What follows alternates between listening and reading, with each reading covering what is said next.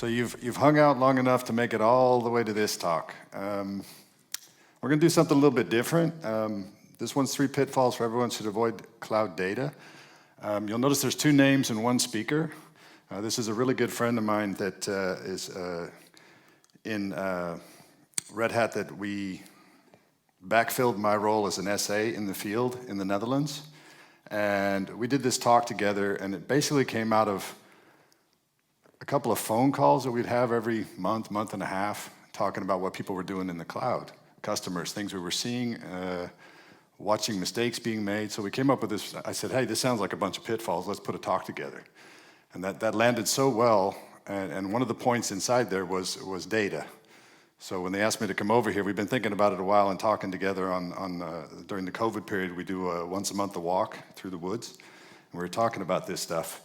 So we came up with this talk. And you're going to see we're going to put a baseline here in place for what cloud and data is and what we're talking about. It's not as straightforward as you think. It's not just about storage. Then we're going to talk about observability as data, and we're going to talk about how FinOps is getting to be the crucial ops. Not DevOps, not GitOps, not all this other stuff, but FinOps is going to get pretty interesting pretty quickly. So when we look at cloud data, what are we talking about, right? And we start off with a question here. How many people here know what your bandwidth and storage needs are? And that sounds like we're talking just about storage. There's a whole lot of stuff behind storage. And most people have not really a clue what's happening until you get the bill that you ran over. And then all of a sudden they're really interested in knowing how much bandwidth they're using per month. How many people here realize what the highest cost of using a cloud provider is? Anybody here ever been involved with getting a quote on what it costs to use a cloud? Anybody here been developing on some AWS thing or on Google or on IBM and just doing your little demos and wondering what the price was going to be when you were done? I've done demos before that I thought, oh, this isn't too bad. Turns out being $800. You know, it's like, wow. You know, you have no feeling for what's happening. You know what's happening? You know what the biggest price is? It's the bandwidth. So when you talk about data and when you talk about what bandwidth can do to you, have an example of a CTO or CIO that did this a couple years ago in the Netherlands at a talk at an event like this. He was talking about how he runs the press group.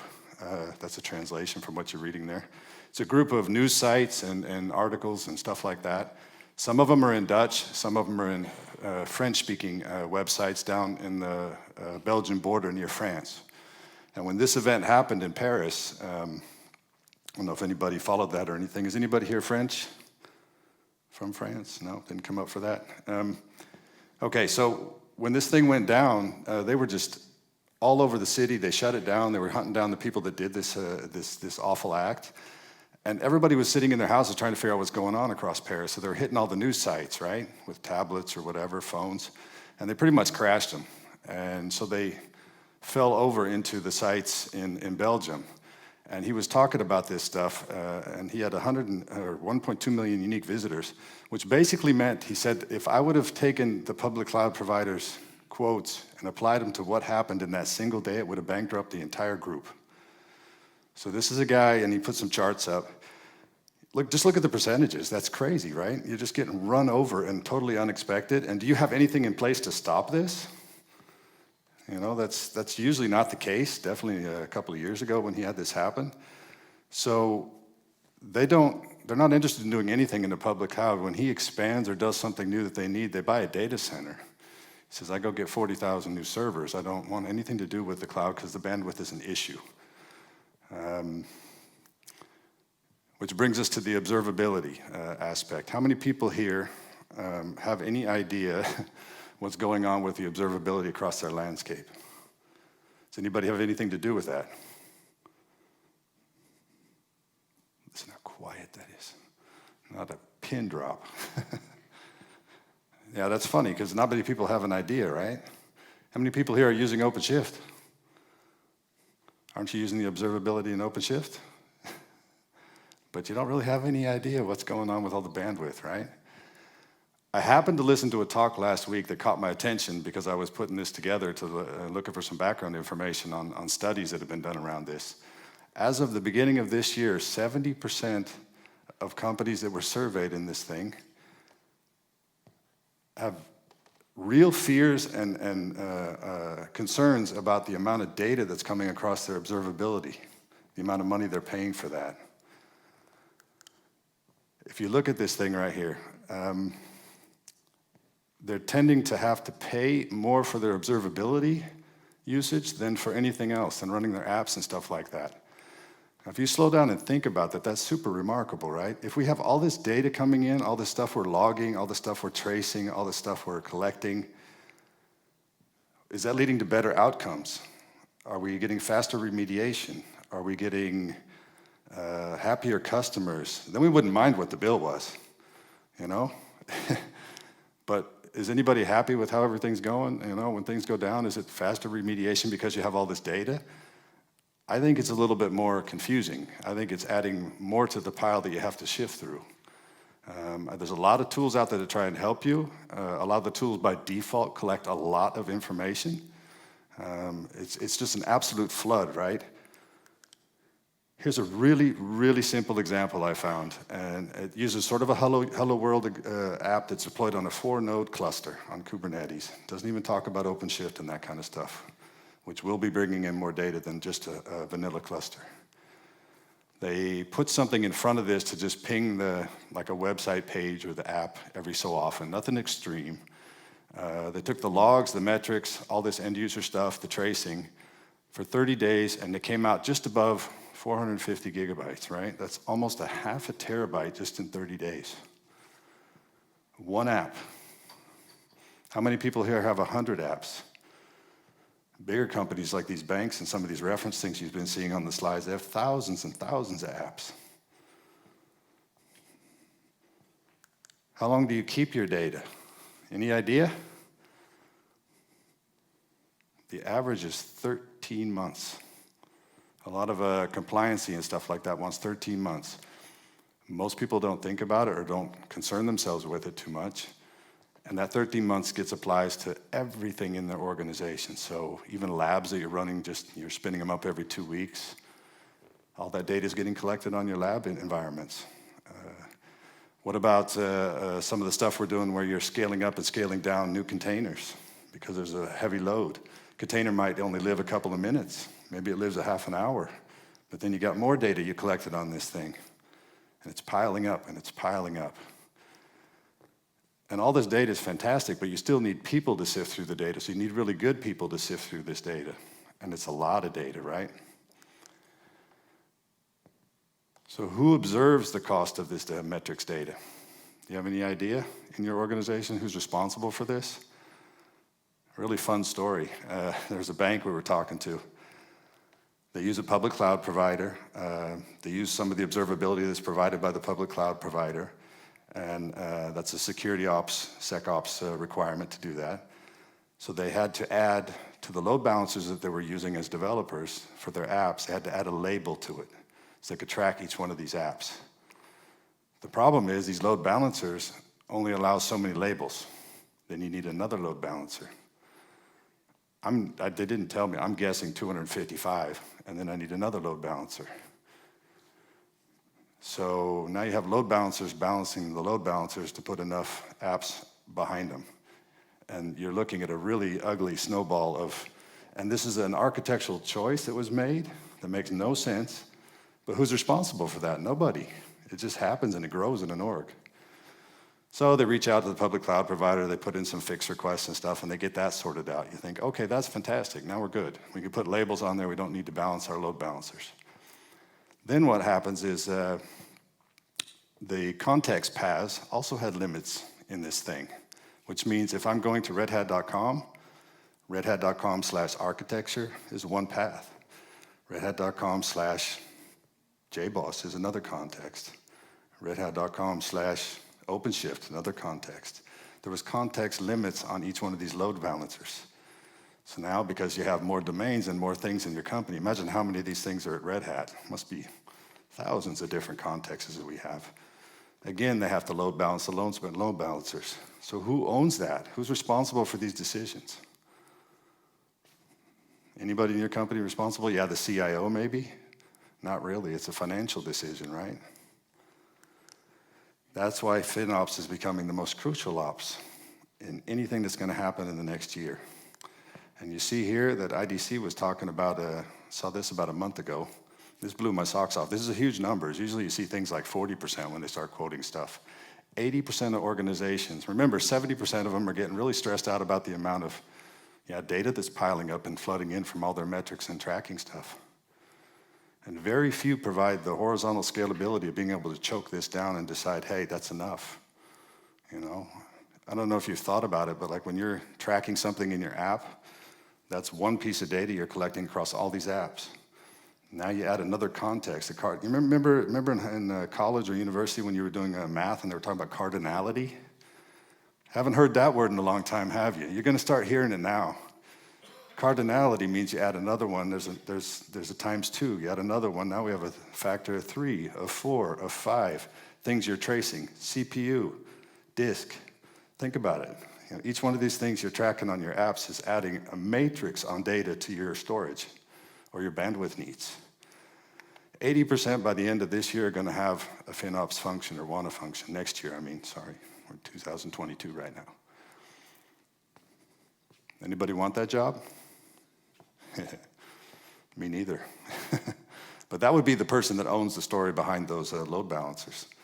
Somebody that needs to get involved and say, hey, this needs to stop. Somebody that needs to design tooling, fine tooling, or whatever it's going to be in on one of these startups. It's going to say, hey, we can choke this down so you don't go over your cost runs. Or at least do a timeout so we can sort out what's going on before it bankrupts the whole group, right? And then I'm going to give you a free one. So that was 3 of them, right? Now we're at the 4th one. This is brand new and free. So no matter what you're doing, whether it's collecting your metrics data, worrying about cloud data, or doing anything in the cloud, what's the number one problem? What's the number one thing you have to figure out when you're doing the baseline of anything, architecturally, designing, doesn't matter what it is? No guesses? I'm not going to tell you, so you better guess. No guesses?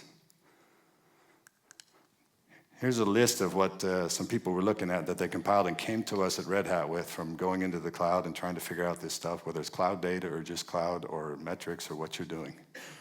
And this is wrong. This is not the number one thing at the top. Come on, somebody. What's the number one thing? When you're making a decision to do something in your org, what's the number one thing you want to be able to do down the road?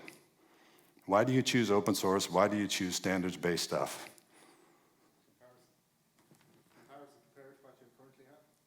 For comparison? So what happens when you're tired of it? Right? That's the problem. What's my exit strategy? That's the number one question you should always be asking. So when you set these things up, those load balancers, that decision that guy made, was he thinking, okay, what's my exit strategy? Apparently not. When somebody decides to set up some kind of labels on things and start tracking 1, 2, 3, 4. What if I want to backtrack this? Is Prometheus a good choice now? But what's it going to be later? When I'm looking at going to the cloud with my apps and stuff and I'm on this provider, what if that provider starts charging me double for the bandwidth because it's inflation these days? And this one over here is offering me a discount. Can you move your workloads over? Number one, never forget this, is always, always, always, can I exit? That's an architectural decision, right? Architect's number one thing is I want to be able to switch this component in my architecture anytime. Of course, it's not going to be 100% painless, but the idea is you thought about it from before. That's what APIs are about. That's how we make these connectivity points where we can just replace this piece, right? That's the idea. At least we hope so. So with that, we've covered cloud and data. Hopefully you understand that observability is data, and there's some serious issues coming in a lot of places you might be entering where they have a lot of data being collected. And think again next time when you're setting up something to track it, what do I need to track? How much do I need to track, and how long do I need to save it? Don't just use the defaults when you turn on Prometheus and start tracking your app. You're going to end up with a half a terabyte in 30 days. That's not cool. The Cockroach DB guy, I love you. But that's not really where you want to spend your money, I think, right? So if you think about it a little bit and narrow down what you're focused on and what you need to track, you can make big differences and big dents in this stuff. And then we talked about the FinOps because it's not just a fad. I think this thing's going to come faster than any other ops that came along. I think they're going to really, really be interested in what the cost-saving measures can be and keeping an eye on that and finding out a way to deal with that. And if you think about that, I know y'all are not the CIOs, right? Any CIOs out here? Not a one. But your CIO is going to want to have an answer to some of this stuff. So if you're thinking about it and making some suggestions, you might get some attention in your organizations. They're ready for somebody that has an answer, right? And with that, I got us to the end quicker, I think, than we needed to, which was the whole idea to get us back on track, because if I understand it correctly, beer is really close by, all right? Any questions? I'm willing even to field questions. Or we want to save those for the Ask Me Anything. Agile says that you don't need to know everything. You have to go along and you don't, otherwise you suffer from analysis and para-analysis. Okay, so the question is, do I know about Agile principles where they say you don't need to, and I'm paraphrasing maybe, but you just nod your head if I got it close, where you don't need to focus on all these details because otherwise it's analysis paralysis, right? I agree, which is why me coming around like this and providing the input from this side puts a few flags on the table for you to consider. Not all of them. It's not analyze every step along the way. But when you, for example, grab Prometheus as your monitoring thing in the cloud, realize that it's not by default the way to go, what you're generating, what you're causing. And if you're the developer doing the agile methods on the front end, I do think you're going to have a really fun time when you try to toss that over the fence to the ops guys, right? As you get farther down to the testing and you see what this thing starts generating. And I don't know about you, in all my years, never looked at it as a developer, never once. Never interested in how much data my stuff was developing, right? You point it at the data source and go, do what you're going to do. The monitoring stuff is completely separate, but it's becoming an issue because we're all going cloud native. We're all becoming DevOps. We're all becoming involved in what's happening from front to back much quicker. And when you have to pay for these bandwidths and pay for this stuff, that tends to snowball very quickly into an issue and becomes very important to the guys running the budget. I also think it's really interesting to think about how you re-architect your stuff. So I've talked to customers that start out with, and so imagine your microservice landscapes, right? So we have a bunch of these services. I'm not really sure from the call I make at the front end, what it's doing in the distributed architecture to get to the back end and give me an answer. So how do you trace that? Well, there's monitoring for that. But you're really not sure how much data you're generating either, because the path could be 5 hops, it could be 2 hops, it could be 12 hops. Each time you call, you never know. It could be something different. Things like that require you to start thinking about it. I thought it was really interesting, the talk I believe that version 1 did. They're currently on-premise, right? And were you guys here this morning and saw that? They were talking about how they had it set up so that it could fail over and copy all the data over to the other one. Perfect. That works great on-premise. There's no bandwidth issues here. But now when you go into the cloud, you need to rethink that model right there.